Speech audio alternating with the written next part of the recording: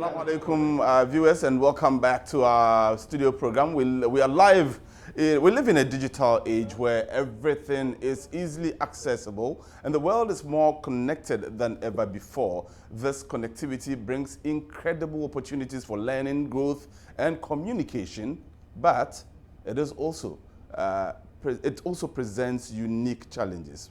For example, the Promised Messiah, alayhi salatu wasalam, the founder of the Ahmadiyya Muslim Community, was a pioneer in utilizing press and media to spread the message of Islam when others during his time were reluctant to use it. From radio and print media to satellite technology, today the message of the community is reaching millions globally. We have Salman Sajid, the Director of Graphics, Al-Islam. From the Review of Religions magazine, we have Amir Safir Sahib, who is the Chief Editor, and we also have Adam Walker Sahib, who is the Director of MTA Online. I'll be speaking to them on the issue of Islam, especially in respect of Islam Ahmadiyyat and the media. During the time of the, I'll start with you, Walker Sahib. During the time of the Promised Messiah, we know that he did not have access to the kind of technology that we have today. There was no WhatsApp, there was no TV to the extent that we have today. Even online was not maybe present. So how was he able to spread the message that had been given to him by the Almighty Allah? I mean, only with Allah's support, mashallah. But you're right, with the digital age, we take even the slightest thing we take for granted. But in the days of the Prophet ﷺ, there was everything was there was a hardship in it. He would travel many miles in order to after he would write letters or treaties or books, he would travel many miles to post offices to drop them off. And we used to have so many, if you think about what it takes to write a whole book in the modern day, it's a huge sort of task that might take 1, 2, 3 years. Whereas today, in those days, it would have been something that would have taken a tremendous effort. But the Prophet ﷺ was, he demonstrated to us the commitment and the zeal that should go into spreading the truth of Islam. And I think that if there's anything that we can take from it, it's that commitment that we should put into our efforts today. If we can match that even by 1%, then it would be a tremendous achievement for any of us. So, quickly, yes. Very quickly, I think the Prophet Messiah was revolutionary in the way he used the technology available at the time. At the time of the Prophet Messiah was just the time of the Industrial Revolution. There was more change in 100 years than you saw thousands of years before. The printing press came, the first steps of mass communication did start coming. So the Prophet Messiah, for example, was using the printing press, and he used it to publish books. He was pioneering the use of newspaper to spread the message of religion. So therefore he used to publish announcements all the way from America. Look at the Dawi prophecy. People all across America started to know about the Ahmadiyya community from Messiah through him publishing newspapers. He used to publish leaflets in tens of thousands. He used to use whatever means were available to communicate the message. So although it was not the digital age, whatever means were available, which were starting to become mass, he used it to the perfect degree, because his aim was takmil ishat-ad-din, to come to propagate the message of the Holy Prophet. And whatever means were available, whether it was the books, the newspapers, the leaflets, the pamphlets, whatever he could do to spread the message, he used it to the perfect degree. Amir, maybe this then is the perfect time to talk about the Review of Religions. Tell us about the journey of the Review of Religions. Well, exactly, moving on, linking to this point, one of the reasons he started the Review of Religions was to get his message to the people of the Western world in particular, but now the world is like a global thing. So the Review of Religions was started by the Promised Messiah, particularly in view of non-Muslims. And so the Promised Messiah used to write for the magazine himself. His articles were published into English. And leading thinkers of the time, like Leo Tolstoy, if you go to any university course anywhere in the Western world, they will have Leo Tolstoy as one of the leading thinkers. He was introduced to Ahmadiyyat and Islam through the Review of Religions. Many of the Jamaats, for example, if you go to Ghana, Nigeria, if you look in its early history, the Review of Religions played a role through the way the Prophet Messiah wrote articles and his companions to spread the message. If you go to Philippines, the other side of the world, the second Khalifa says that, in my view, the first introduction of the Ahmadiyya Islam in Philippines is through the review of religions. If you go to the United States of America, Hazur mentioned this last time, in where Salman Sahib is from, in Philadelphia, one of the most historic cities, the first Ahmadi, Dr. Baker, who was originally German, he was introduced to Islam Ahmadiyya through review of religions. So through pioneering articles, which the promised Messiah himself would oversee and write about the true concepts of Islam, the true concepts of jihad, the philosophy of teachings of Islam, books like Jesus in India, which the promised Messiah wrote, books like Haqiqatul Wahi and others, people don't realize they were first serialized in review of religions. Because this was a way of the newspapers externally.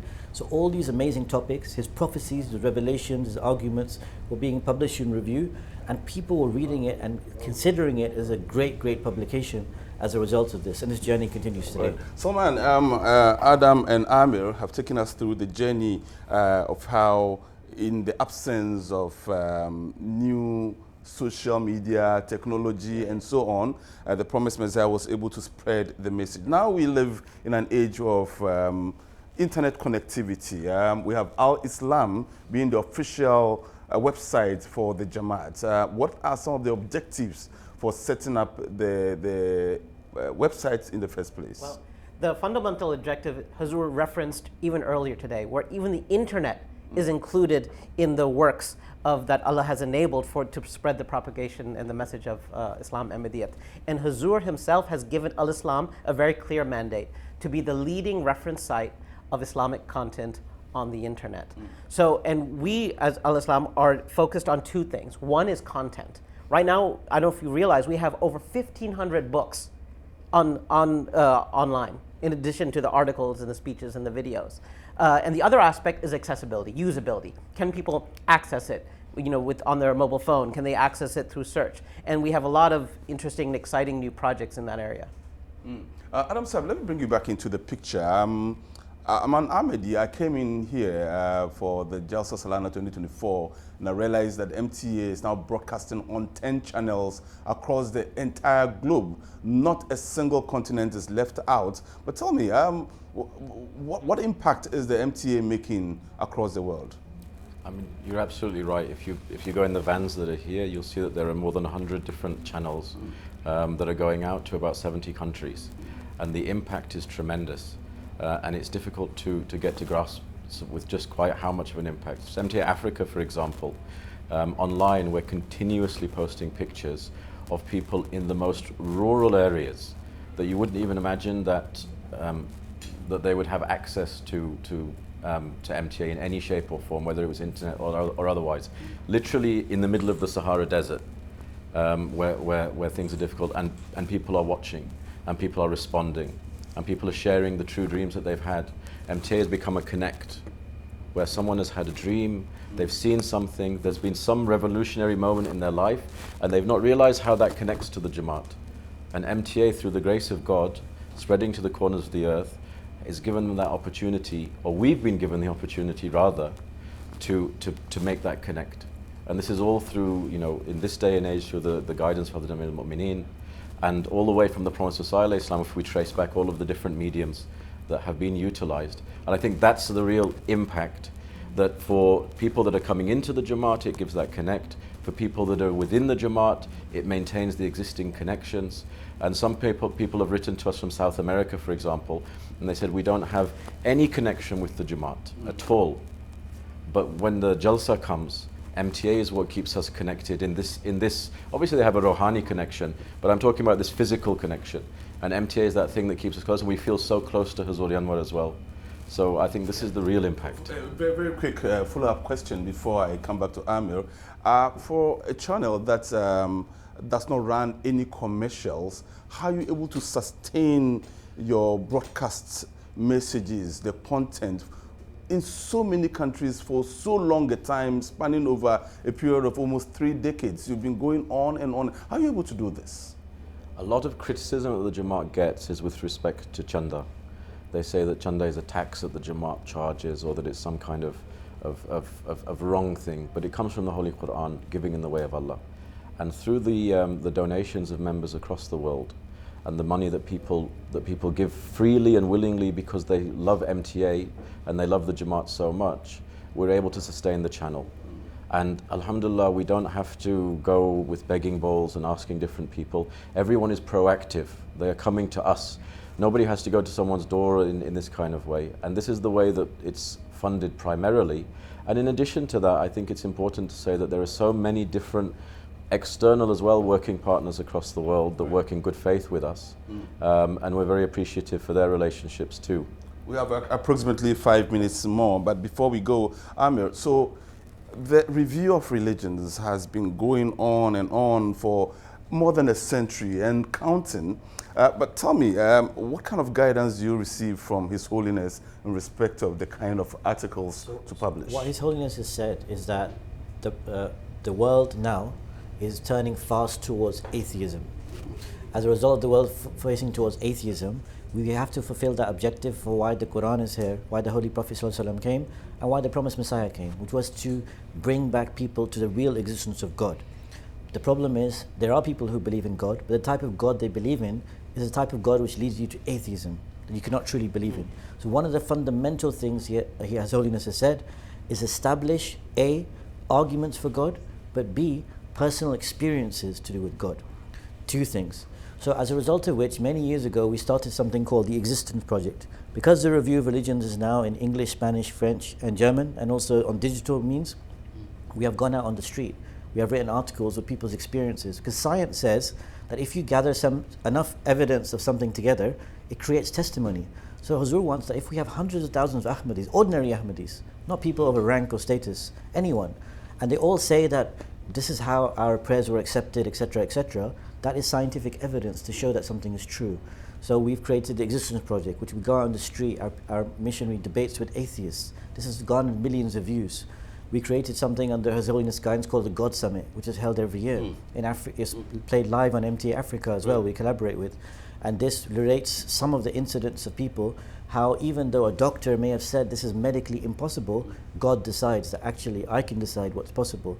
So one of the main things, apart from the many other topics on contemporary issues, on religious issues, on Christianity, on science, on other things, is to do with the existence of God, because this is the fundamental thing that unites every single person, whether in Africa, Europe, Asia, or elsewhere, is that why are we here?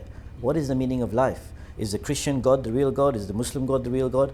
This is the underlying thing that we have to root, and this is one of the main topics that we are doing, and we are getting millions of views of non-Muslims and atheists who are saying we've had to think for the first time that we have never heard these arguments. Despite being atheist, there's something in here that is forcing us to consider further. We're beginning to run out of time now, so Salman, I'll end the conversation with you at this point.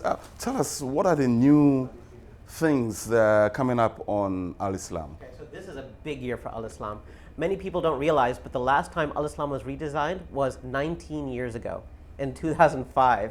So a lot has changed since 2005. And viewers right now can actually see a preview of what's being designed if they go to new.alislam.org, where now they can search the entire set of Rouhani Khazain, never before possible, in Urdu. And they can get lots of, not just Urdu, actually English as well. We have AI embedded that will figure out the English words you're typing in and give you the Urdu equivalent and then give you the results. And we're already seeing the results, even with this coverage for the 2024 UK Jalsa Salana. I've been speaking to some of our experts here in the studio.